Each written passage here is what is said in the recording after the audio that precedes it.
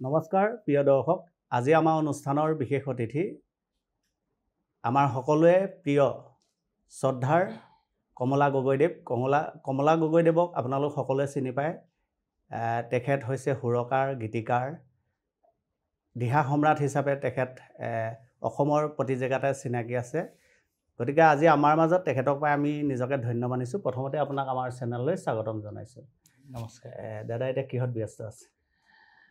ব্যস্ত মানে বৰ্তমান মই জুবিনদাৰ যিটো অকাল মৃত্যু হ'ল, হয়, জুবিনদাৰ অকাল মৃত্যুৰ ক্ষণত জুবিনদাৰ যিখিনি স্মৃতিচাৰণ চলি আছে, হয়, এই স্মৃতিচাৰণখিনি অনুষ্ঠানবিলাকত ৰাইজৰ লগত ব্যস্ত হৈ আছোঁ।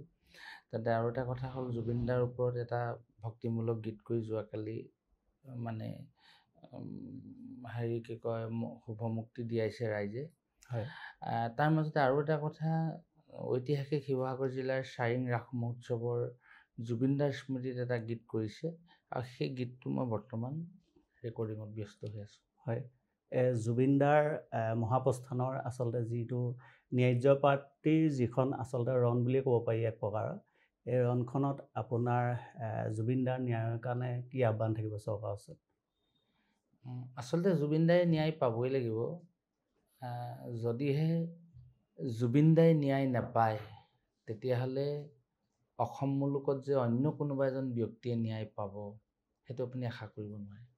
কাৰণ জুবিনদা হৈছে এটা সত্তা, জুবিনদা হৈছে মাইলৰ খুঁটি আৰু জাতিৰ নায়ক। 10 লাখ মানুহৰ মাজত এজন ব্যক্তি হ'ল জুবিনদা। হয়, গতিকে সেইজন ব্যক্তিয়ে যদি ন্যায় নাপায়, গতিকে অন্য কোনোবাই ন্যায় পাব বুলি আপুনি ভাবি ল'ব নোৱাৰে। জুবিনদাই কিয় ন্যায় নাপাব, এই প্ৰশ্নবোধকটো কিয় আহিছে, সেইটো অসমীয়া জাতিৰ কাৰণে দুৰ্ভাগ্য। হয়, ইয়াত কাৰ আল্লাউদ্দিনৰ চাকি পালে, কোনে ক্ষমতাশালী হ'ল যে জুবিনদাক ন্যায় পাব নাপাব আমি প্ৰশ্নবোধক হ'বলগীয়া। এইটো অত্যন্ত গুৰুত্বপূৰ্ণ বিষয়। গতিকে আমাৰ দৃষ্টিত জুবিনদাই ন্যায় পাবই লাগিব, আৰু জুবিনদাৰ দৰে এজন বিশ্ববৰেণ্য শিল্পী বিশ্বত প্ৰতিষ্ঠা হ'বই লাগিব। আৰু জুবিনদাই ন্যায় পোৱাটো অকল আপুনি মই বিচৰাটোৱেই নহয়। অসম মুলুকত তথা ভাৰত মুলুকতে হওক বা জুবিনদাৰ যিমানখিনি অনুৰাগী আছে, প্ৰত্যেকজন ব্যক্তিয়ে বুকুত হাত দি নামঘৰলৈ চাই পিনি কওকচোন, নিজৰ মা বা দেউতাকৰ মুখলৈ চাই কওকচোন, মই জুবিনদাৰ ন্যায় নাই বিচৰা বুলি। প্ৰত্যেকজন ব্যক্তিয়ে জুবিনদাৰ ন্যায় বিচাৰিছে, কাৰণ প্ৰত্যেকে জুবিনদাক প্ৰাণ ভৰি ভাল পায়। অৰ্থাৎ বসুমতীয়ে ন্যায় বিচাৰিছে। বসুমতী মানে আমাৰ আই মাতৃয়ে বসুমতী ন্যায়। সেইকাৰণে জুবিনদাই ন্যায় পাবই লাগিব, আৰু আমাৰ বিশ্বাস আছে জুবিনদাই এদিন ন্যায় পাব। নিশ্চয়, আমিও আশা কৰিম তাকে। সান্নিধ্য কেনেকৈ লাভ কৰিছিলে তেখেতে? জুবিনদাৰ লগত মোৰ সান্নিধ্যটো এনেকুৱা হৈছিলে, মই সংগীত জগতলৈ যেতিয়া আহিলোঁ, আৰু মই গীত লিখা মেলা কৰি থাকোঁ। 1995 চনত মোৰ এখন কবিতা কিতাপ ওলাইছিলে, আৰু আপোনালোকে শুনি ভাল পাব, চৈয়দ আব্দুল মালিক চাই মোৰ হাতৰ আখৰৰ কবিতা, মই লিখা কবিতাবিলাক চাইছিলে। যতীন্দ্ৰনাথ গোস্বামী ছাৰে চাইছিলে, সাহিত্যাচাৰ্য মনন্তৰ কবি বীৰেণ বৰকটকী ছাৰে চাইছিলে। এইকেইজন মানে উল্লেখনীয় সাহিত্যিক। তাৰপিছত মোৰ গ্ৰন্থখন 95 চনত প্ৰকাশিত হ'ল। তেতিয়া কবি নৱকান্ত বৰুৱাই উন্মোচন কৰিছিলে। আৰু এটা ভাল পাব, সেই সময়ত যোৰহাট জিলাৰ উপায়ুক্ত আছিলে A.K. চাচন। আপোনাসকলৰ শিৱসাগৰ জিলাৰ উপায়ুক্ত আছিলে এতিয়া বৰ্তমান অসম চৰকাৰৰ মুখ্য সচিব নেকি ছাৰ, নে বৰ্তমান অৱসৰ লৈছে যদি মই নাজানো, মনিন্দৰ সিং। মনিন্দৰ সিং ছাৰ তেতিয়া শিৱসাগৰ জিলাৰ উপায়ুক্ত। মনিন্দৰ সিং ছাৰে মোক এটা শুভেচ্ছা বান্ধি দিছিলে। তেতিয়াৰ পৰা আচলতে মোৰ লিখা মেলাৰ প্ৰতি খুব এটা আগ্ৰহ আছিলে। লাহে লাহে মই গীত মাতবিলাক লিখিবলৈ আহিলোঁ। আমাৰ ৰুবুল বৰা, ৰুবুলদা সংগীত জগতৰ বিহুগীতৰ জাপে ডিম্ময় দিচাঙত তোমাৰ এখন বজাৰত, নলবীণাৰ প্ৰাত ব্ৰহ্মপুত্ৰৰ খালিছে জালিছে, সেই ৰুবুলদাই কেনেবাকৈ গম পালে চাগে, এনেকৈ জাজি ভগামুখত এটা ল'ৰা আছে, ৰুবুলদাই মোক লৈ গ'লহি, গীত মাত কেনেকৈ কৰা তুমি। মই 98 চনৰ পৰা ৰুবুলদাৰ লগত সম্পৰ্কলৈ আহিলোঁ, আৰু 99 চনত আমি গীত ৰেকৰ্ডিং কৰিলোঁ। ৰেকৰ্ডিং কৰাৰ পাছতে ৰুবুলদাৰ লগত তেতিয়া তাৰমানে জুবিনদাৰ এটা সুখীৰ সম্পৰ্ক আছিলে। ৰুবুলদাহঁতে গীত মাতবিলাক কৰে বা ক'ৰবাত কৰে। তেতিয়া আকৌ যোৰহাটৰ যিজন ষ্টুডিঅ'ৰ মালিক, অসমৰ এজন বহু উচ্চ মানদণ্ডৰ মানে সংগীত বিশেষজ্ঞ, বিশেষকৈ আমাৰ বুবুদা মানে মানসজ্যোতি বৰা, তেওঁ বহু চিনেমাৰ ডাইৰেক্টৰ। বুবুদাৰ সৈতে জুবিনদা একেলগে পঢ়া। এই বুবুদাৰ ষ্টুডিঅ'টো অডিঅ' ৱৰ্ল্ড 99 চনত প্ৰতিষ্ঠা হৈছে। মই প্ৰথম গীতটো সেইখন ষ্টুডিঅ'তে গাইছোঁ, আৰু তাৰপিছত জুবিনদাক মই এদিন অডিঅ' ৱৰ্ল্ড ষ্টুডিঅ'তে লগ পাইছিলোঁ। কিন্তু এতিয়া ভালকৈ কথা পাতিব পৰা দেখিছোঁ, জুবিনদা আহিছে, জুবিনদাৰ লগতে বহুত মানুহ আহিছে। আমি তেতিয়া জুবিনদাক লগ পাইছোঁ। তেনেধৰণে জুবিন দাৰ লগত দেখা দেখি হ'ল। তাৰপিছত জুবিন দাক মই নিজে গীত গোৱাবলৈ সুবিধা পালোঁ। সোমনাথ বৰাৰ প্ৰডাকশ্যন, সোণ প্ৰডাকশ্যনত গোৱাবলৈ পাইছোঁ, NK প্ৰডাকশ্যনত গোৱাবলৈ পাইছোঁ, ৰুবুল দাৰ প্ৰডাকশ্যনত গোৱাবলৈ পাইছোঁ। আৰু তেনেধৰণে গীতৰ মাজেদি জুবিন দাৰ লগত মোৰ এটা সুহিত সম্পৰ্ক হ'ল। আৰু তাতোতকৈ ডাঙৰ সম্পৰ্কটো হ'ল মই জুবিন দাক প্ৰথম ধুতি পিন্ধাই ভক্তিগীত গোৱা মানুহটোৱেই আমি অভাজন। সেই কথাটো মই সুধিম বুলি একচুৱেলি আপোনাক ভাবিছিলোঁ, যিহেতু আপোনাৰ ভিডিঅ' এটা মই দেখা পাইছিলোঁ। সেই ভিডিঅ'টোত আচলতে খুব সুন্দৰকৈ আচলতে তেখেতে চেলেং আৰু চুৰিয়া পিন্ধি আছিলে, আৰু আমি জানিব পাৰিছিলোঁ পিছৰ পৰ্যায়ত যেতিয়া আমি গম পাইছিলোঁ যে আপুনি প্ৰথম মানুহ। সেই মুহূৰ্তৰ পৰাই চাগে জুবিন দাৰ লগত কাম কৰা আৰম্ভ কৰি দিছে। তাৰ আগৰ পৰাই কৈছোঁ, জুবিন দাৰ লগত মোৰ ভাল সম্পৰ্ক হয় তেতিয়া, মানে ভাল সম্পৰ্ক যে মই জুবিন দা আপুনি আহিব লাগিব সত্ৰলৈ, আপুনি গীত মাত গাব লাগিব, ধুতি পিন্ধি গাব লাগিব। গতিকে তাৰ আগতেই মই জুবিন দাক একদম প্ৰাণৰ নয়নৰ মই নিচিনাকৈ ভাবি থাকোঁ। গীত মাত মোৰ তাৰ আগত বৈজয়ন্তী মেলা গাইছে, আপোনালোকে সকলোৱে জনপ্ৰিয় গীত আমি নিজে ৰচনা কৰা সোণ প্ৰডাকশ্যনত, সখা ভগৱান গাইছে, তপস্বী পৰশুৰামে গাইছে। গতিকে এইবিলাক গীত অলৰেডি ওলাই গ'ল। তাৰপিছত মই জুবিন দাক আউনীতি সত্ৰ গাইছোঁ, আউনীতি সত্ৰৰ ওপৰত প্ৰথম গীত লিখিছোঁ, ঢেকীয়াখোৱা বৰনামঘৰৰ ওপৰত প্ৰথম গীত লিখিছোঁ, আঠখেলীয়া বৰনামঘৰৰ ওপৰত প্ৰথম গীত লিখিছোঁ। এই গীতবিলাক লিখোঁতে মানে যিমানবিলাক পাৰোঁ মই জুবিন দাক গোৱাবলৈ যত্ন কৰিছোঁ। গতিকে সেই গীতবিলাকৰ মাধ্যমেৰে জুবিন দাক ষ্টুডিঅ'ত পাওঁ।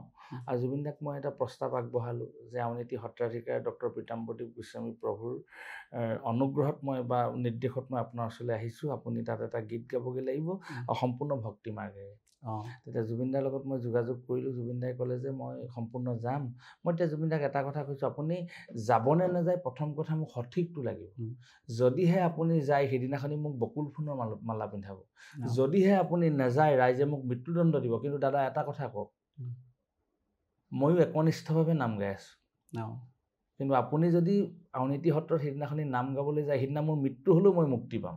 যদিহে নাযাবলৈ হয়, কিন্তু মই নিজকে হয়তো বিলীন কৰি দিবলৈ আছোঁ। কাৰণ মানুহৰ ৰোষত পৰাটো মই খুব বেয়া পাওঁ। তাৰমানে মই এই কথাবিলাক মানুহে মোক কমলা গগৈ আনিব নোৱাৰিলে, ফুটনি মাৰিলে, এই কথাবিলাক মই আচলতে কোনো প্ৰকাৰে মানি নলওঁ, মই বেয়া পাওঁ। তেতিয়া জুবিন দাই মোক ক'লে যে মই তোক কথা দিছোঁ। সঁচাকৈ কথা ৰক্ষা কৰি জুবিন দা আহিলে। আৰু জুবিন দাই মোক ক'লে যে কমলা মই তোক ধন্যবাদ জনাইছোঁ, হাজাৰ হাজাৰ মানুহৰ আগত প্ৰথম তই মোক ধুতি পিন্ধাই নাম গোৱালি। প্ৰথম ধন্যবাদটো মোক জুবিন দাই দিছে। দ্বিতীয় ধন্যবাদটো মোক আউনীতি সত্ৰৰ সত্ৰাধিকাৰ ডক্টৰ পীতাম্বৰদীপ গোস্বামী প্ৰভুৱে দিছে, যে আউনীতি সত্ৰৰ লাখ লাখ শিষ্য নাম সমাৰোহ হ'ল। প্ৰথম ক্ৰেডিটটো কিন্তু মোৰ অন্য এটা নাম জয়ন্ত গগৈ, জয়ন্ত তুমি ল'লা। মই বোলো প্ৰভু ঈশ্বৰ নহয়, তুমি জুবিন গাৰ্গৰ দৰে এজন মহানায়কক, এজন দেৱতাক তুমি ইয়াত থিয় কৰাই নাম গোৱাই দিলে। মই বোলো প্ৰভু ঈশ্বৰ সেয়া গোবিন্দৰ কৃপা, আশীৰ্বাদ কৰক যাতে মই ৰাইজৰ চৰণত থাকিবলৈ পাওঁ। হয়, যিটো গান আপুনি এতিয়া জুবিন দাক লৈ পেলাই লিখিছে, শ্ৰদ্ধাঞ্জলি জ্ঞাপন কৰিছে, কলৈ এৰি গলা নেকি মোৰ যদি ভুল নহয়, হয়, কিয় এৰি গলা, কিয় এৰি গলা, এই গানটো অকণমান ৰাইজক দিছে। আচলতে জুবিন দাক লৈ মই লিখিম বুলি নহয়, মই লখিমপুৰ জিলাৰ হাৰমতিত এটা অনুষ্ঠানলৈ জুবিন দাৰ মৃত্যুৰ পাছত মোক মাতিলে। যাওঁ নাযাওঁকৈ গৈছোঁ, যাবলৈ সাহসেই নাই, মনটোৱে নকয়। কিন্তু তথাপিতো জুবিন দাৰ শ্ৰদ্ধাঞ্জলি অনুষ্ঠান মানুহে মানে গৈ পোৱাৰ লগে লগে মই যেতিয়া গৈ সোমাইছোঁ, জয় জুবিন দা বুলি ল'ৰা কিছুমানে খুব কান্দিছে, মই নিজে কান্দিছোঁ। তেতিয়া মোৰ মনত এটা ভাৱ আহিছে, তুমি কিয় গুচি গ'লা সঁচাকৈ। তেতিয়া মই সেই গীতটো মোৰ স্বতঃস্ফূৰ্তভাৱে হৃদয়ৰ পৰা ওলাই আহিছিলে। আৰু মোৰ কেতিয়াবা আপোনালোকৰ ৰাইজৰ আশীৰ্বাদ আছে, প্ৰভুৰ কৃপা আছে, নাম গাই থাকোঁতে ৰিদমটো যদি পাই থাকোঁ, সুৰখিনি যদি ভাল পাই থাকোঁ, সন্মুখত যদি মানুহবিলাক থাকে, কিছুমান গীত নিজে নিজে আহি যায়, ছন্দ নিজে নিজে আহি যায়, গাই থাকিব পাৰে। হয়তো নাজানো মই, কিন্তু মঞ্চৰ পৰা নামি পানি বা নামঘৰৰ পৰা আহি পাই মই কি গাইছিলোঁ নাজানো। সিদিনাখনিও তেনেকুৱা কিছুমান এটা অনুভূতি, ঈশ্বৰ প্ৰদত্ত হয়তো এটা শক্তিয়ে মোক শক্তি দিলে, মই গাই দিছিলোঁ, কিয় এৰি গলা অ হে জুবিন দা, এৰি থৈ সংসাৰৰ মায়া, তুমি আছিলা হিয়াৰে আমঠু, হঠাতেই নোহোৱা হলা, আমাকে এৰি থৈ কলৈনো গলা গৈ, আমাকে এৰি থৈ কলৈনো গলা গৈ, তুমি আজি আমাৰ মাজে নাই, অ দাদা ভাবিলেই বুকুখন বিষাই, অ দাদা তুমি আমাৰ মাজে নাই। এইটো আছিলে মনৰ অনুভূতি। হয়, সঁচাকৈ বুকু বিষাই গৈছে। গানটো আপোনাৰ চেনেলতে আহিছে নিশ্চয়? চেনেল বুলি নহয়, আচলতে সেই বুলি ক'লে এনেকুৱা হয়, মোৰ কোনো চেনেল নাই। হয়, মই আচলতে নাজানো সেইখিনি চলাবও। ৩৫ বছৰ দিহানাম গাইছোঁ মই ভালকৈ, মোৰ মানে মোবাইলটোকে চলাব নাজানো। বহু মানুহে কয় যে গগৈ দা আপোনাৰ কিয় ইউটিউব চেনেল নাই? মই নাজানো সেইখিনি চলাব। ইউটিউব নাই, মোক ইউটিউব এটা খোলক। মোক আজি ৫-৬ বছৰ আগত কোনোবাই মোক কয় আপোনাক পইচা দিম, আপুনি গীত এটা ৰেকৰ্ড কৰক, আমুক কৰক। আজি ৬-৭ বছৰ আগতে বহু মানুহে মোক ক'লে, কিন্তু মোৰ সেইবিলাক ধান্দা নাথাকে। কাৰণ কিয় ধান্দা নাথাকে, মই নামকে গাম নে আকৌ সেইবিলাকে কৰিম। আৰু মই 7 ছিটাৰ গাড়ী এখনত যাওঁ, 7 ছিটাৰ গাড়ীখনত আমি 8টা মানুহ যাওঁ, বাদ্যযন্ত্ৰ সহিতে 9-10টা হৈ যায়। আকৌ মই কেমেৰা পাৰ্চন এজন লৈ যাব নোৱাৰোঁ। বিভিন্ন ধৰণৰ কথা। আৰু তাৰ মাজত এটা কথা আছে, মোৰ ডাঙৰ কথাটো হ'ল কি, মই আপোনাক অন্তৰৰ পৰা কৈছোঁ, মই কৰা কামবিলাক যদি আপুনি প্ৰচাৰ কৰে তেতিয়া মই সন্তোষ হওঁ। মই নিজে কৰা কামক নিজে প্ৰচাৰ কৰাটোত মই সিমান সুখ নাপাওঁ। সেইকাৰণে মই এইখিনি বিচৰা নাই। কিন্তু সিদিনা কি হ'ল, জুবিন দাৰ ওপৰত যেতিয়া গীতটো কৰাৰ কথা বহু মানুহে মোক ক'লে, জুবিন দাৰ ওপৰত গীত মই ফেচবুকত এৰি দিম বুলি ক'লোঁ। কিন্তু কেইবাজনো ব্যক্তিয়ে মোক ক'লে যে আপুনি ফেচবুকত এৰিব। হয়, ফেচবুকত কিয় এৰিব? যে আপুনি নিজে এটা ইউটিউব চেনেল আপুনি কৰক। তেতিয়া মই আমাৰ সংগী শিল্পীসকলক, সতীৰ্থসকলক ক'লোঁ। সুমিত শইকীয়াই ক'লে যে দাদা মই আপোনাক ইউটিউব চেনেল এটা, তেওঁ নিজৰে দিছোঁ। মই ধৰো তোমালোকে কৰিবা, মই একোৱেই নাজানো। কিন্তু এতিয়া মই গমহে পাইছোঁ সুমিতে মোৰ ইউটিউব চেনেল এটা খুলি দিছে বুলি। কিন্তু যিদিনাখনিৰ পৰা খুলি দিছে সেইদিনাখনিৰ পৰা মই মানে ধৰি লওক এনেকৈ ঘূৰিয়ে ফুৰিছোঁ। কিমান কি হৈছে, কোনোবাই কৈছে আমুক ভিউজ হৈছে, মই সেইখিনিতো একোৱেই বুজি নোৱাৰি। মই সুমিতকো ভালকৈ লগ পোৱা নাই। গতিকে তেওঁ কমলা গগৈ অফিচিয়েল বুলি, কিন্তু মই কৈছোঁ যে কমলা গগৈ অফিচিয়েল বুলি নিদিবা, কমলা গগৈ দিহানাম বুলিয়ে দিয়া যদিহে খুলিছা। যে ইউটিউব চেনেল এটা খুলিছে আৰু সেইটোত নামষাৰ দিছে বুলি শুনিছোঁ আৰু ৰাইজে ভাল পাইছে। মোকলৈ কিন্তু বহুত মানুহে টেলিফোন কৰিছে, মোক হোৱাটছআপ মেছেজ কৰি আছে, ইভাগেও মেছেজ কৰি আছে, ফোনো কৰি আছে। কিন্তু নতুনকৈ চেনেল এটা খুলি দিছে, বাকীখিনি মই একো নাজানো। কিন্তু যদিহে চেনেলটো খোলাটো সত্য, লৈ যোৱা দায়িত্বটো কিন্তু আপোনালোকৰ। মই নিজেতো একোৱেই নাজানো। প্ৰিয় দৰ্শক, এইখিনিতে আপোনালোকক জনাওঁ, যিটো কমলা গগৈ অফিচিয়েল বুলি চেনেল আছে, আপোনালোকে নিশ্চয় ছাবস্ক্ৰাইব কৰি দিব। যিসকলে নাই কৰা কৰি দিব বুলি আশা ৰাখিলোঁ। আৰু এই জুবিন দাক লৈ যিটো আচলতে শ্ৰদ্ধাঞ্জলি জনাই যিটো গান তেখেতে আপোনালোকৰ মাজলৈ এৰি দিছে, এই গানটো আপোনালোকে আগবঢ়াই নিয়াটো আপোনালোকৰ দায়িত্ব, কৰ্তব্য বুলি আমি ভাবোঁ। এই মুহূৰ্তত নিশ্চয় আপোনালোকে এই কামটো কৰিব। আপোনাৰ ওচৰলৈ পুনৰ ঘূৰি আহিব বিচাৰিছোঁ। প্ৰতিজন ব্যক্তিয়ে আচলতে আজিৰ তাৰিখত কমলা গগৈ এজন দিহা সম্ৰাট, লোকশিল্পী, সুৰকাৰ, গীতিকাৰ হিচাপে জনা যায়, মানে জানে আপোনাক সেইভাগে। কিন্তু আপোনাৰ যিটো শৈশৱৰ পৰা কিদৰে কমলা গগৈ হ'লহি, সেই সময়ছোৱা কথাখিনি বহুতে নাজানে। আপুনি যদি আজি মঞ্চৰ যোগেদি জনায়। আচলতে সেইটো মোৰ বিষয়ে আপুনি আপোনালোকৰ গাঁওখনত সুধিলেও গম পাব। মই কমলা গগৈ মহাশূন্যৰ পৰা আহিছোঁ। আৰু এতিয়াও মই কমলা গগৈ বুলি মানুহে লৈ ফুৰিছে, হয়, কিন্তু মই নিজে বুজি পোৱা নাই কমলা গগৈ কোন। সেইজন মোক লৈ ফুৰা কমলা গগৈজন মই হয় নে নহয়, সেই কমলা গগৈজনক এই ব্যক্তিজনে মৰ্যাদা ৰাখিব পাৰিছে নাই। প্ৰথম কথা, মই দিহানাম ভাল পাইছিলোঁ কেঁচুৱা অৱস্থাৰ পৰাই। দিহানাম খুব প্ৰাণ ভৰি পালোঁ। কিন্তু মোৰ এটা ডাঙৰ কথা, মই এতিয়াও মোৰ সতীৰ্থ শিল্পীসকলক কওঁ, অসমীয়াত এটা কথা আছে, যি পুখুৰীত পানী নাখাওঁ পাৰতো নিদুভৰি। কিন্তু যাক ভাল পাম তেজো দিম দেহা উবিয়াই খুলি। মই দিহানামক ভাল পাওঁ, প্ৰাণ ভৰি মই দিহানাম ভাল পাওঁ। দিহানামক আৰু কি স্বৰূপত মই দিহানাম ভাল পালোঁ নাজানো। মই দিহানাম ভাল পাইছোঁ, দিহানাম ভাল পোৱাৰ কাৰণে মই কিমান মানে কি বুলি ক'ম। আৰু সেইকাৰণে ভগৱানে দিছিলে নেকি, আমাৰ যেতিয়া ল'ৰাটো জন্ম হ'ব সেইদিনাখনি মই নাম গাবলৈ আহিছোঁ। এই ল'ৰা জন্ম হ'লেও হ'ব, মাইকী মানুহৰ মৃত্যু হ'লেও হ'ব, একো ডাঙৰ কথা নহয়। মানুহ মৰিলে আকৌ মানুহ জন্ম হয়। মই কিজানি দিহানাম গাবলৈ নাপাম। তেনেকুৱাকৈ গুচি গৈছোঁ। ঘৰ গৈ পাইছোঁহি, ইমান ধুনীয়াকৈ মানে ডাক্তৰজনে মোক কৈছে যে তই পৃথিৱীৰ ভিতৰত বলীয়া মানুহ, তোতকৈ পগলা মানুহ সৃষ্টি নহওঁ। মই তেতিয়া এতিয়াই ভাবোঁ যে এতিয়া যে ৰাইজে মৰম লৈ কাৰ চাইকেল লৈ যাওঁ, আপোনালোকৰ ঘৰৰ পৰা যেনিবা মই চাইকেল এখন লৈ আহিলোঁ নাম গাবলৈ যাওঁতে। গতিকে আপোনালোকৰ ঘৰৰ পৰা মই নজনাকৈ মোৰ কাষতে মই চাইকেলখন লৈ আহোঁ নহয়, ঘাঁহ সানি থৈ আহি চাইকেলখন লৈ পিনি মই টিক টিককৈ মই নজনাকৈ আহোঁ। ইপিনে চাইকেলখন লৈ আহি মই নাম গাবলৈ আহিলোঁ। আহি পিনি ৰাইজে মৰম কৰে মোক, সেই বগাকৈ ল'ৰাটোৱে আৰু এখন নাম গাওকচোন, আৰু এখন নাম গাওক বুলি ক'লে আকৌ মৰম কৰে। মোক ভাইটি তুমি আজি থাকাচোন, মই থাকিয়ে দিওঁ। থাকি চাইকেলখন যে কাৰ পৰা আহিলোঁ পাহৰিলোঁ। সেই চাইকেলখন দিবলৈ যোৱা দিনাখনি মই খুব গালি গালি খাওঁ আপোনালোকৰ ঘৰত কিন্তু মই মাছে মাংসই খাই যাওঁ তাত মই গালি খাওঁ সেইখিনি কিন্তু মোৰ কাৰণে আশীৰ্বাদ হ'ল যে তেনেকুৱা পৰ্যায়ৰ পৰা আহি আজি এই মই এতিয়া মই অনুভৱ কৰোঁ আচলতে সেই যিটো ভাল পোৱা প্ৰেম মই চৰকাৰী চাকৰি এটাও পাইছিলোঁ অসম বিধানসভা সচিবালয়ৰ চাকৰি অসম বিধানসভা সচিবালয়ৰ চাকৰি এটা মোক দিছিলে কোন অসম বিধানসভাৰ অধ্যক্ষ প্ৰণৱ গগৈ ছাৰে মাতি নি চাকৰি দিছে মোক প্ৰণৱ গগৈ ছাৰ মোৰ কাৰণে এজন দেৱতা সদৃশ পুৰুষ পৰিয়ালটোৰ লগতো মোৰ খুব ভাল সম্পৰ্ক ছাৰৰ নাতিকেইটাইও মোক দেখিলে দাইদেউ বুলি কবা মাৰি থৈ সৰুকেইটাই ভৰিত ধৰি মোক সেইদিনাখনি বাইদেউৰ সকামত নাম গাবলৈ গৈছোঁ গোটেইকেইটাই ভৰিত ধৰিছে সিহঁতি চাগে গম পায় নেকি কমলা দাইৰ নিচিনা চাগে ত্যাগ কৰা মানুহ হয়তো অসমত নোলাব কাৰণ মই চাকৰিটো এৰি থৈ কাৰণ কেলৈ মই চাকৰি কৰিবলৈ গ'লোঁ মই দেখোন আচল দিহানাম সমাজখন ত্যাগ কৰি থৈ আহিলোঁ সমাজখন যেতিয়া মই ত্যাগ কৰিলোঁ সমাজখন যেতিয়া মই এৰি দিলোঁ মোৰ মানসিক সত্তাটো একদম বহি গ'ল মই মানসিকভাৱে অত্যন্ত দুৰ্বল হৈ পৰিলোঁ সেইকাৰণে মই আকৌ গুচি আহিলোঁ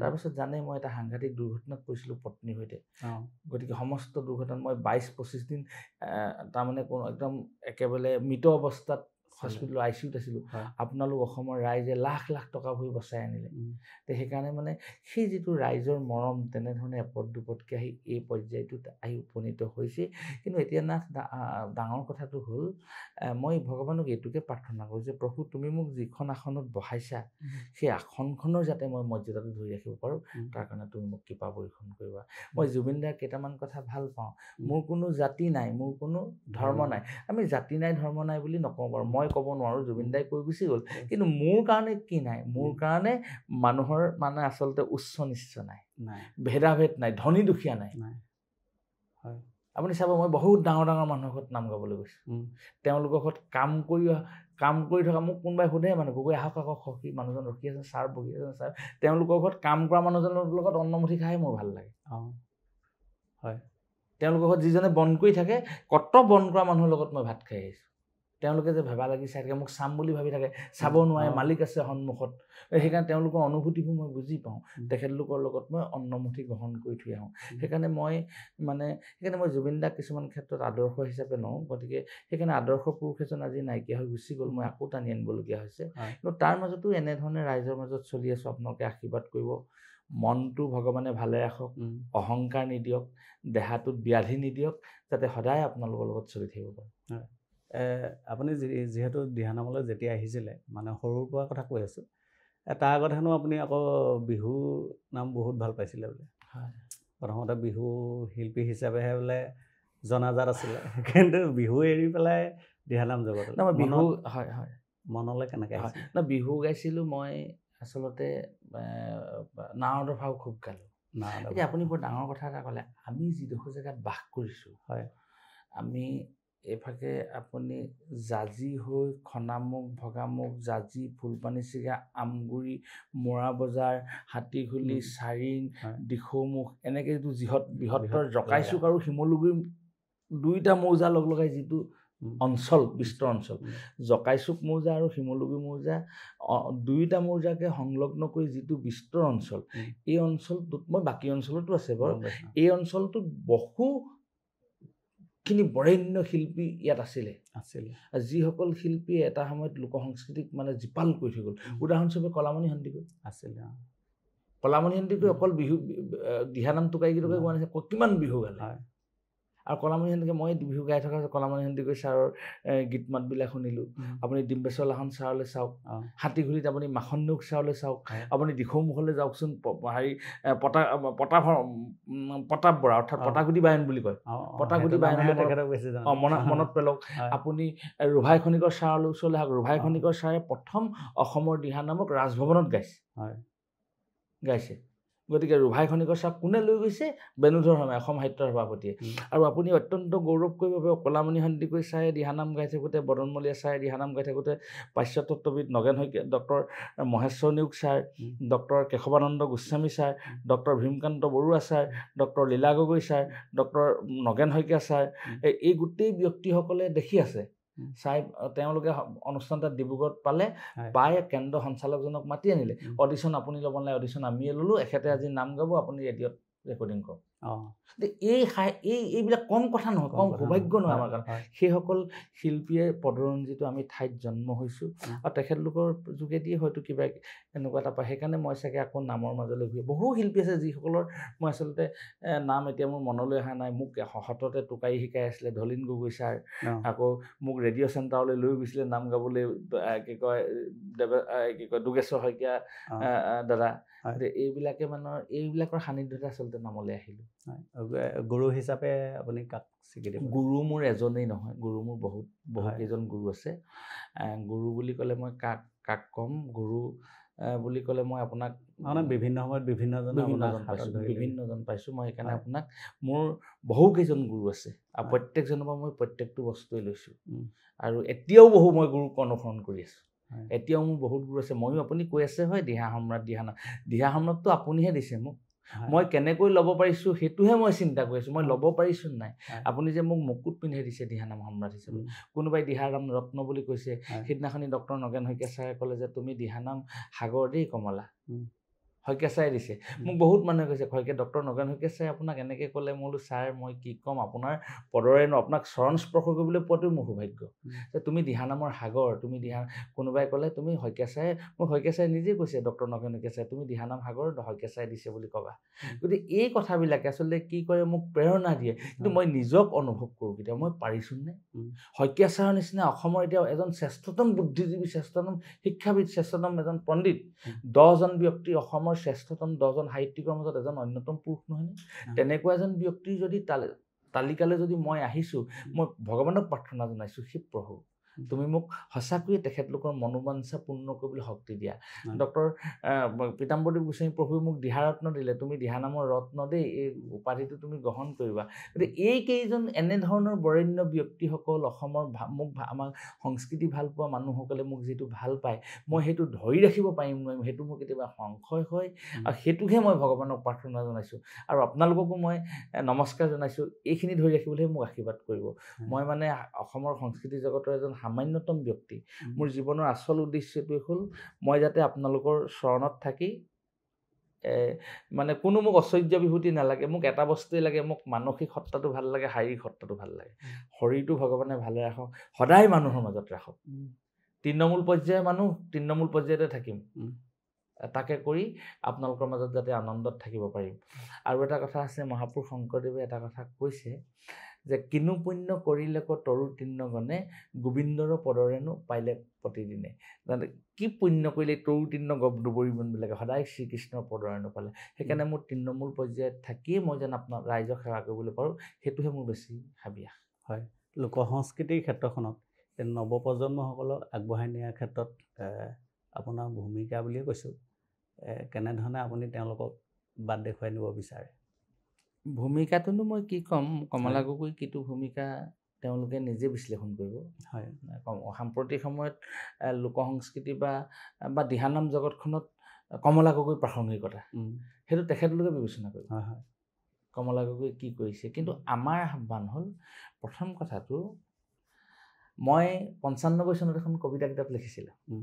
তেতিয়া নগাঁও বৃত্তি কলেজৰ সেই সময়তে অৱসৰপ্ৰাপ্ত প্ৰিন্সিপাল, এইটো অত্যন্ত ছাত্ৰ ছাত্ৰীসকলে শুনিবলগীয়া কথা, ডক্টৰ হৰেশ্বৰ গোস্বামী ছাৰ।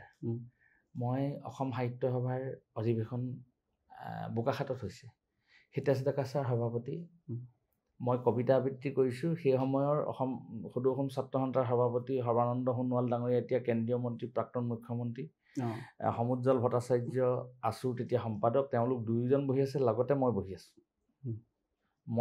মই কবিতা আবৃত্তি কৰিছোঁ আৰু মোক তেতিয়া কবিতা আবৃত্তি কৰিবলৈ সুবিধা দিছিলে পৰিসংখ্যা বিজ্ঞানৰ ডাইৰেক্টৰ সঞ্চালক প্ৰয়াত লক্ষীধৰ বৰা ছাৰ। মোক লৈ গৈছিলে ঘৰৰ পৰা একদম বৰ চাপৰ স্কুটাৰ এখনত তুলি। বদন শৰ্মা বুলি গম পাব কোনোবাই যদি চাই থাকিলে, PWD ডিপাৰ্টমেণ্টৰ এজন ইঞ্জিনিয়াৰ আছিলে। তেখেতে মোক এটা ডাকবঙলাত থাকিবলৈ দিছিলে, বোকাখাটৰ একদম ট্ৰেন্সপৰ্ট অফিচৰ কাষতে। আপোনালোকৰ চেনেলত কোনোবাই চাই থাকিলে গম পাব, বদন শৰ্মা বুলি এজন ব্যক্তি আছিলে। তেখেতৰ তাতে থাকিবলৈ দিলে, তাতে থাকিলোঁ। তাতে মই লিখা কিতাপখন লৈ গৈছোঁ। মনীন্দ্ৰ সিং ছাৰ আছিলে, AK ছেছন ছাৰ আছিলে, যে মই কিতাপখনৰ কথা কৈছিলোঁ, সেই কিতাপখন লৈ গ'লোঁ। হিতেশ ডেকা ছাৰক পালোঁ, ডক্টৰ লক্ষ্মীনন্দন বৰা ছাৰক পাইছোঁ, ডক্টৰ কুলেন্দু পাঠক ছাৰ গুৱাহাটী ডিব্ৰুগড় ইউনিভাৰ্চিটিৰ vice chancellor, doctor Dinesh Baishya sir, B Barua কলেজৰ প্ৰিন্সিপাল, জয়কান্ত গন্ধিয়া ছাৰ, ৰামচন্দ্ৰ কি কয় ৰাম গোস্বামী, সেউজীয়া দেশৰ কবি, বিভিন্ন ধৰণৰ। সেই সময়ত মই কিমানটো মানুহ, মই মানে কি কয় মেট্ৰিক পাছ কৰিছোঁ আৰু সেই সময়ত মই কিমান জানো আৰু, কিন্তু যিমান জানো, যিমান মই জানিবলৈ যত্ন কৰিছোঁ এতিয়াও মই মনত ৰাখিছোঁ। সেই সময়তে মানে কি হ'ল, তেতিয়া হৰেশ্বৰ গোস্বামী ছাৰে মোক এটা কথা লিখিলে। মোৰ তেতিয়া অন্য এটা নাম আছিলে জয়ন্ত গগৈ। মই অট'গ্ৰাফখন দিলোঁ, কিতাপখন দিলোঁ। তেতিয়া ছাৰে খুব ধুনীয়াকৈ এটা মোক কবিতা পইণ্ট এটা লিখিলে। এইটো নতুন ছাত্ৰ ছাত্ৰীসকলৰ কাৰণে মই এটা আহ্বান দেই, তেওঁলোকে সকলোৱে জানিবলগীয়া কথা, যে প্ৰদৰ্শনী পাছত অনুশীলনী আগত মৰমৰ জয়ন্ত সদায় ৰাখিবা মনত। মইতো তেতিয়া আওভাও একো বুজি নাপালোঁ, কি কৈছে পাছতহে বুজি পাইছোঁ যে মই ক্লাছ 10ৰ ছাত্ৰ এজন হৈ থাকোঁতে আচলতে কিতাপ লেখাটো ছাৰে প্ৰচাৰ ভাল পোৱা নাই। পঢ়, তোৰ এইটো সময়ত পঢ়িবলগীয়া কথা, এইটো সময়ত অনুশীলন কৰ, তই এইটো প্ৰদৰ্শনী কথা নহয়। সেইকাৰণে নতুন পুৰুষক বাৰে বাৰে ক'ম, তুমি প্ৰদৰ্শন কৰিবলৈ পটককৈ নাহিবা। পোনেই যদি অকণমান শিক্ষালৈ যদি প্ৰদৰ্শন কৰিবলৈ মঞ্চলৈ অহা নহয়, মনটো তোমাৰ ভাঙোন্মুখী হ'ব। কাৰণ আজি পুৰস্কাৰ পালোঁ, কাইলৈ নাপালোঁ, এই ভাঙোন্মুখী হ'ব। তুমি শিক্ষা লোৱাৰ ক্ষেত্ৰত তোমাৰ মনটো ভাঙোন্মুখী হ'ব, হতাশাগ্ৰস্ত হ'ব, বিদ্বেষ আহিব। গতিকে তুমি প্ৰকৃত শিক্ষাৰ পৰা আঁতৰি গৈ তুমি সেই শিক্ষাটো পাই তুমি নিজক আঁতৰাই নিব লাগিব। তুমি এটা সময়ত বেকাৰ হৈ পৰিবা। সেইকাৰণে তুমি প্ৰথমতে অনুশীলন কৰা, যি কৰ্মই নহওক। ভাল যদি তুমি ফুটবল খেলিবলৈ লৈছা, ভালকৈ ফুটবল খেলা, অনুশীলন কৰা। ভাল যদি গীত গাবলৈ লৈছা, ভালকৈ প্ৰনাউন্সিয়েশ্যনবোৰ কেনেকৈ কৰিব লাগে ভালকৈ অধ্যয়ন কৰা। যি কৰ্মই নহওক ভালকৈ তুমি অধ্যয়ন কৰি তাত পৰিপক্ক হৈ লোৱা। পৰিপক্ক হৈ লৈ পিনি তাক অনুশীলন কৰি প্ৰদৰ্শন কৰিবলৈ যত্ন কৰা। তুমি যাউতি যোগীয়া হ'বা, চন্দ্ৰ সূৰ্যৰ দৰে জিলিকি থাকিবা। সেইকাৰণে নতুন পুৰুষৰ প্ৰতি আহ্বান, প্ৰথম কথা হ'ল অধ্যয়ন, যি ক্ষেত্ৰতেই নহওক। দিহানাম গাবলৈও অধ্যয়ন লাগিব। আপুনি ভাবে নেকি পঢ়া শুনা কৰিব নালাগে, দিহানাম গাই থাকিব বুলি? নোৱাৰে নহয়, পঢ়া শুনা লাগিব নহয়, লাগিব। পঢ়া শুনা বস্তুটো লাগিবই। শংকৰদেৱ কি কাইলৈ কোনোবা এজন মানুহে সুধিলে জানিব লাগিব নহয়, জানিব লাগিব। কাইলৈ মহাপুৰুষ মাধৱদেৱ কোন জানিব লাগিব নহয়, মহাপুৰুষৰ জন্ম কোন চনত, মহাপুৰুষে কোনটো বৰগীত কেতিয়া লিখিছিলে, আপুনি হেৰিয়াৰ কি কয় মণিকাঞ্চনৰ ওপৰত আপুনি উত্তৰ দিব লাগিব নহয়, লাগিব। শিক্ষা দীক্ষা লাগিব নহয় মানুহক। সেইকাৰণে প্ৰথম কথা হ'ল অধ্যয়নটো সকলোৱে গুৰুত্ব দিয়ক। অধ্যয়নটো গুৰুত্ব দি গৱেষণামূলক ধৰ্মীয়ে গুৰুজনাকে হওক বা যি কৰ্মই নহওক বিজ্ঞানসন্মত দৃষ্টিয়ে নিজৰ উপযুক্ত বয়সত তেওঁ প্ৰতিফলন কৰিবলৈ যত্ন কৰক। তেওঁ মানিক হ'ব আৰু তেওঁ এনেকুৱা এটা ছাতি হ'ব যিটো ছাতিত আমাৰ দৰে সহস্ৰজনে আশ্ৰয় পাব। সেইকাৰণে নতুন পুৰুষৰ প্ৰতি আহ্বান, প্ৰদৰ্শনীৰ পাছত অনুশীলনী আগত সদায় ৰাখিব মনত। হয়, সমাগত ৰাস মহোৎসৱ কেনেধৰণে ব্যস্ত থাকিব? আপোনালোকৰ চাৰিঙৰ এটা ৰাসৰ গীত কৰিবলৈ দায়িত্ব দিছে। হয়, এইকেইদিন গীত মাত কৰিবলৈ তেনেধৰণে মানসিক সত্তাটো বৰ সবল নহয় জুবিনদাৰ কাৰণে, কিন্তু তথাপিতো ৰাইজৰ নিৰ্দেশ কৰিবই লাগিব। কিন্তু তেখেতলোকেও জুবিনদাৰ নামতে কৰিব, সেই কথাটোৰ কাৰণে মই সন্তোষ পাইছোঁ। বাৰু যেই কি নহওক, আপোনালোকৰ ঐতিহাসিক শিৱসাগৰ জিলাৰ চাৰিং ৰাস মহোৎসৱ, চাৰিং ৰাস মহোৎসৱৰ এটা গীত আৰম্ভ কৰিছোঁ। প্ৰাঞ্জল কাকতি ডাঙৰীয়াই পৰিকল্পনা কৰি, মিলন খনিকৰ, মুন বাৰুৱতী, আমাৰ লক্ষ্য কোঁৱৰ, নিতু গোস্বামী, গৌতম গোস্বামী, এনেকৈ বহু বিপুল গগৈ, এনেকৈ বহুকেইজনে তাক ব্যৱস্থাপনা কৰি আনি দিছে। সেই গীতটো ৰেকৰ্ডিং কৰিছোঁ। আজি হয়তো তাৰ লেডাৰ ছেকশ্যনটো হ'ব। এইখিনিকে কৰিছোঁ। কৰি তাৰ পাছত মানে সেই গীতটো যদি হৈ যায় হ'ব। তাৰপিছত কিন্তু আৰু এটা কথা আছে, আমাৰো ৰাসৰ ওপৰত বহুখিনি আলোচনা আছে। মই কেইবাজন শিল্পীও মোক ৰাসৰ দায়িত্ব দিছিলে, ৰাস কেন্দ্ৰিক গীত। এইবাৰ বৰ ডাঙৰ কথা এটা, ৰাস বুলি কওঁতে আমি ৰাসৰ এটা নতুন কনচেপ্ট কৰিবলৈ লৈছিলোঁ। তাৰমানে ৰাধিকা আৰু কৃষ্ণ কনচেপ্টটো আছিলে এখন নদী, অৰ্থাৎ যমুনাখনৰ এইপাৰে ৰাধা, সেইপাৰে তেনেকৈ থাকে, ইপাৰে কৃষ্ণ। কিন্তু তালৈ থৌকি বা থৌ নৌখন, তাৰমানে নাওখন। আৰু সেই বস্তুটো আমি কৰিম বুলি ভাবি লৈছিলোঁ, মই আৰু মানে প্ৰিয়ংকা ভঁৰালীয়ে। প্ৰিয়ংকা ভঁৰালীয়ে মোক ক'লে যে দাদা, আমি ৰাসৰ ভিতৰতে এনেকুৱা এটা, আমি দুয়োয়ে আলোচনা কৰিছিলোঁ, জুবিনদা কৃষ্ণ হ'ব আৰু মানে প্ৰিয়ংকা ভঁৰালীয়ে ৰাধা হয়। প্ৰিয়ংকা ভঁৰালীয়ে বাৰে বাৰে ৰাধাই তাৰমানে কৃষ্ণক কৈ থাকিব, তুমি নাওখন চপাই দিয়াচোন। কৃষ্ণই ক'ব যে মই চপাব নোৱাৰোঁ। অৰ্থাৎ কৃষ্ণ আৰু ৰাধাৰ যিটো অনংগ কেলি আমি গীত হিচাপে উপস্থাপন কৰা এটা ব্যৱস্থা কৰাৰ কথা ভাবিছিলোঁ। সেইটো আমাৰ সম্পূৰ্ণ হৈ নুঠিল। সেইটো আমি আশাতে থাকিলে। ঋষা ভদ্ৰাজৰ দৰে এগৰাকী নতুন প্ৰজন্মৰ অতি মনোমোহী শিল্পী, তেওঁ মোক এটা দায়িত্ব দিলে যে ৰাসৰ ওপৰত, মোক দদাইদেউ বুলি কয়, দদাইদেউ ৰাসৰ ওপৰত এটা গীত কৰিম, আপুনি কৰি দিয়ক। সেই গীতটো জুবিনদাৰ এনে কৰ্মৰ কাৰণে আমি কৰিব নোৱাৰিলোঁ, কাৰণ কাৰো মানসিকতাই নকয়। আমি কৰিম বুলি ভাবিছিলোঁ। গতিকে ৰাসটো জুবিনদাবিহীন ৰাসটো, গতিকে সেইকাৰণে আপুনি ব্যস্ত আছোঁ, প্ৰস্তুতি কৰিছোঁ বুলি ক'ব নোৱাৰি। হয়, আপোনাৰো আচলতে এই সময়ছোৱা খুবেই মূল্যৱান সময়। বেছি দেৰি আপোনাৰ ৰখাই নথওঁ, অকণমান আপোনাৰ বিষয়ে আচলতে জানিবলৈ মন গ'ল, সেইটো কাৰণে আপোনাক আজি নিমন্ত্ৰণ কৰি লৈ আহে আমাৰ মাজলৈ।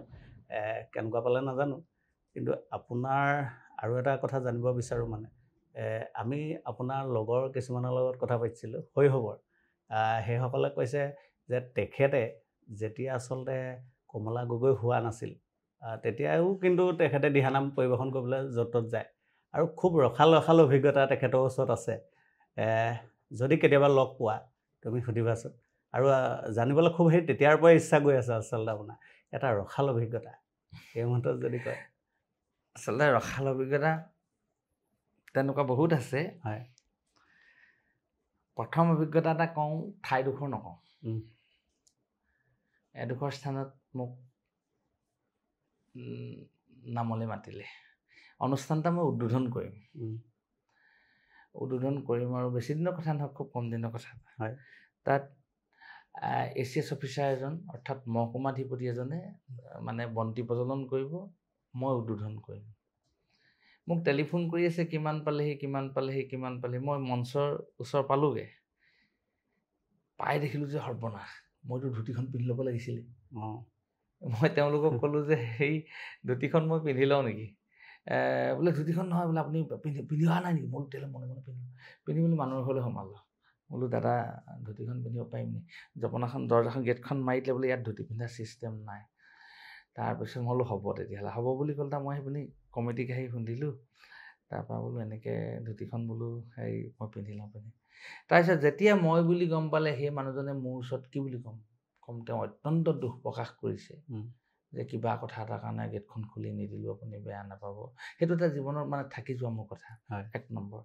তাতোতকৈ ডাঙৰ কথা এটা, এই বহু কথা আহিছিলে মানে আমাৰ কি কয়, এই যে লকডাউনৰ সময়ত পাছতে এঠাইত নাম গাবলৈ গৈছিলোঁ। নাম গাবলৈ যাওঁতে ৰাতি প্ৰায় 11:30মান বজাত আমাৰ খুব ভোক লাগিলে। ভোক লাগি হোটেল এখনত সোমাবলৈ ক'লোঁ। মই গাড়ীতে বহি আছোঁ। গাড়ীতে বহি থাকোঁতে মানে মই আমাৰ ল'ৰা এজনক, শিল্পী এজনক পঠিয়ালোঁ, ৰাজীৱ বৰুৱাক বোলো যোৱাচোন, ভাত আছে নাই? 11টা বজাত তিনিচুকীয়াত। হোটেলখনত সোমালে। হোটেলৰ মালিকজনে কোনো ধৰণৰ গুৰুত্ব দিয়া নাই, গীত এটা শুনি আছে। এই কৈছে দাদা ভাত হ'ব নাই? তাৰপৰা ই মোক ক'লে যে ইমান সুধি আছোঁ বোলে, মানুহজনে একোৱে কোৱা নাই। বোলো 11টা বাজিলে, ভাতটো খাবই লাগিব এতিয়া আমি। আৰু তাৰপিছত 1-1:30 হ'লে মোৰ খাবলৈ দিগদাৰ হয়। বোলো মই নিজে যাওঁচোন। নিজে যাওঁ বুলি ক'লোঁ, দাদা ভাত আছে নাই? ভাত আছে। তেওঁ গীতহে শুনি আছে, এনেকৈ দেখুৱাই আছে। এইটো কম কাহিনী নহয়। যেতিয়া গীতটো চালে, মই বোলো তাৰপৰা গীতটো শুনিছোঁ, মোৰ গীতেই বাজি আছে, বিপ্ৰতামণৰ আখ্যান। মোৰ ৰ'বচোন, এইটো পাছত শুনিব, মই পাছত মোৰ মুখলৈ চাইছে মানুহজনে। তাৰপৰা মোৰ মুখলৈ চাইছে, ইয়াত চাইছে, এইটো তেওঁ চাগে মানুহেই নেবোলে। প্ৰথমতে মানুহজনে হয় যেতিয়া মই বোলো এইজনেই নি? তাৰপৰা একদম ধুনীয়াকৈ চাই বুলি প্ৰথমতে মানুহজনে 10 মিনিটমান সময় গাত ধুই খুব কান্দিলে। সেই কান্দোতে কিন্তু আমাৰ গোটেই গ্ৰুপটোৱে কান্দিলে। ইমানেই কান্দিলে বোলে, একদম চৰণতে ধৰিছোঁ, বেয়া নাপাব, সপোনতো হ'ব। আৰু এনেকুৱা এটা বোলে মই আজি শুনি বোলে নিজে বোলে সেইজন মানুহেই যে মোৰ ওচৰত আহি উপস্থিত হ'বই, মই সপোনটো ভবা নাছিলোঁ। দাদা মই এইজন মানুহক 15 মিনিট মই তেওঁৰ ধৰণে বিপদৰ আখ্যাখনত ইমান সোমাই গ'ল। যেতিয়া মই গৈ সোমালোগৈ, তাৰপিছত মোক ভাত বনাই খুৱাই মেলি, আৰু সিদিনাখনি আকৌ তেওঁ আহিবলৈ নিদিলে, হোটেল বুক কৰি তেওঁ থাকিবলৈ দিলে। তো সেইবিলাক জীৱনত তেনেকুৱা বহু কথা আছে, এতিয়া সদ্য মনলৈ অহা নাই বাৰু। আপোনাক লগ পোৱা আচলতে সেইজনৰ চাগে বহুত আশা আছিলে। আৰু এটা আপুনি কাৰ্যসূচী চলাই থকা আমাৰ ছ'চিয়েল মিডিয়াত দৃষ্টিগোচৰ হৈছিলে। খুব ৰাতিপুৱাই আপুনি আচলতে চাইকেল লৈ মানুহক এটা বাৰ্তা দি, আমাৰ মতেতো বাৰ্তা দি আছে, সেইটো আপোনাৰ নিজৰ স্বাস্থ্যৰ কথাও আছে, গতিকে কি ক'ব সেই বিষয়ে? সেইটো বৰ ডাঙৰ কথা। মই কেতিয়াবা বৰ বেয়া লাগে। মোৰ অভিযানটো আছিলে চাইকেল চলাওক, স্বাস্থ্য বচাওক।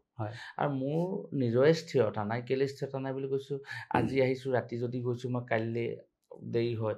টোপনি খতি যিকেইদিন নকৰোঁ, সেইদিনাখনি মই খুব চাইকেল চলাওঁ। আৰু আপোনালোকে চাওক, মই প্ৰায় 20 কিলোমিটাৰ চাইকেল চলাওঁ। মই সেইফালৰ পৰা আহি খনামুখ হৈ, গৌৰীসাগৰ হৈ, দিখৌমুখ হৈ এনেধৰণে উভতি যাওঁ। আৰু চাইকেল যিদিনা মই চলাওঁ, সিদিনাখনি আপুনি চাইকেল চলাই যেতিয়া ঘৰ পালোগৈ নহয়, আধা ঘণ্টা 1 ঘণ্টামান সময় যেতিয়া মই 8টা বজাত ঘৰ সোমাওঁগৈ, 9টা বজালৈকে যদি আপুনি অকণ সময় ৰেষ্ট লয় নহয়, তাৰপিছত আমাৰ বহি থাকিবলৈ মন নাযায়। ইটো সিটো কাম কৰি থাকিম নেকি, তাৰমানে গাটো কিমান, দেহাটো যেন ক'ৰবাত খটুৱাই থাকিম সেইকাৰণে নতুন প্ৰজন্ম মই ইমান কষ্ট কৰোঁ ইটো ল'ৰা কওঁ আহাচোন নাই ল'ৰাবিলাকে গুৰুত্ব নিদিয়ে তাৰ মাজতে যেনে তেনে মানে ইজন সিজনে মোৰ লগত তামাচাৰ্যজন বাবুল আন্ধ্ৰা এনেধৰণে কেইজনমান ব্যক্তি আমাৰ অৰুণ কয়দৌ এনেকৈ কেইজনমান আগতে সেই আৰ্মিৰ দুজনমান মানুহ আছিলে মোৰো খেলেং মেলেং বা ময়ো সদায় নাহোঁতো তেনেকুৱা হয় কিন্তু এতিয়াও আপুনি বৰ ধুনীয়া কথা এটা উলিয়াইছে নতুন প্ৰজন্মৰ ছাত্ৰ ছাত্ৰীসকলক এই কথাটো ক'বচোন চাইকেল চলাবলৈ ক'ব চাইকেল চলালে কি হ'ব শাৰীৰিক অনুশীলন হ'ব তেওঁলোকৰ আৰু মই এবাৰ গুৱাহাটীত এজন চিকিৎসক পাইছিলোঁ জাপানত থাকে তেতিয়া মোক তেওঁ ক'লে আপোনাৰ চুগাৰ আছে মই বোলো ছাৰ চুগাৰ আছে মোক যে কৈছে ছাৰ বুলি নামাতিব ককাইদেউ বুলি মাতকচোন তেতিয়া মই বোলো ছাৰ কওক আপুনি খুব চাইকেল চলাব খোজকাঢ়িব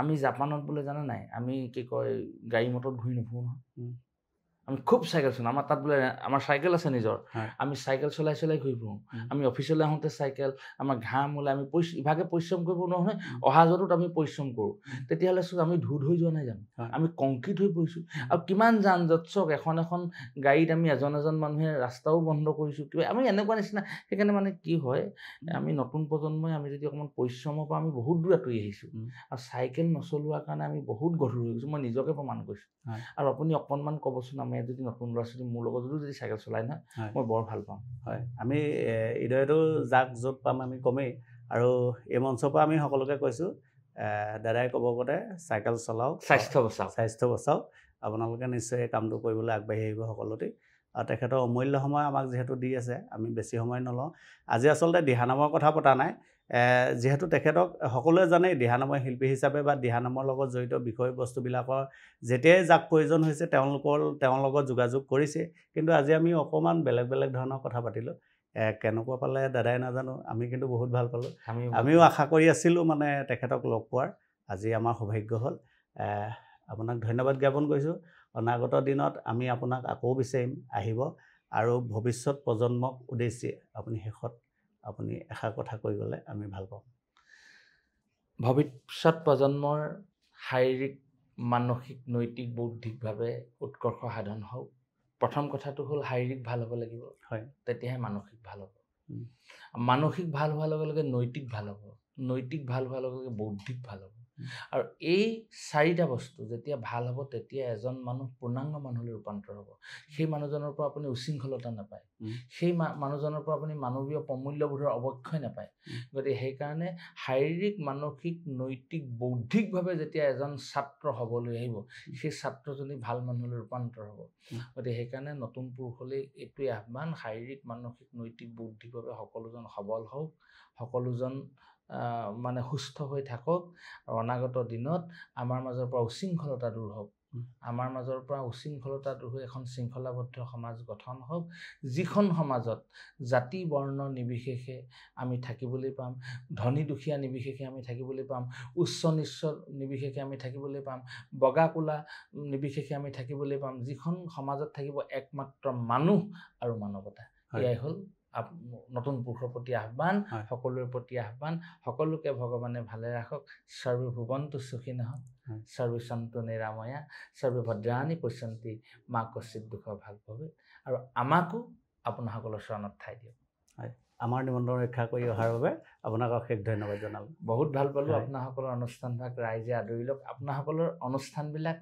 আমাৰ জীৱনৰ কাৰণে একোখন প্লেটফৰ্ম আমাৰ জীৱনৰ কাৰণে একোখন মঞ্চ অৰ্থাৎ আমাৰ জীৱনৰ কাৰণে আপোনাসকল বা আপোনাসকলৰ অনুষ্ঠানবিলাক একোখন আদৰ্শ সদায় সজীৱ হৈ থাকক নমস্কাৰ সকলোকে ধন্যবাদ